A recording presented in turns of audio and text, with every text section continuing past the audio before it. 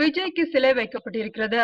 அவரது அன்பு ரசிகர்களால் ஏற்பாடு செய்யப்பட்டுள்ள இந்த நிகழ்ச்சிக்கு விஜய் செல்வாரா தெரியாதா? ஆனால் இந்த சிலையை நெஞ்சார தழுவி மனசார முத்தம் கொடுத்திருக்கிறார் விஜய். பட் ஒரு சொட்டு கண்ணீர் விட்டே ஆக வேண்டும்.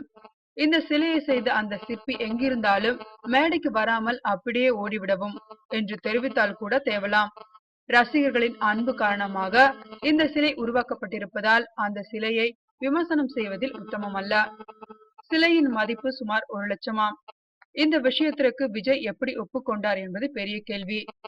ஏனென்றால் இப்ப இருக்கும் சூழ்நிலையில் இந்த சிலைக்கு பாதுகாப்பு இருக்குமா?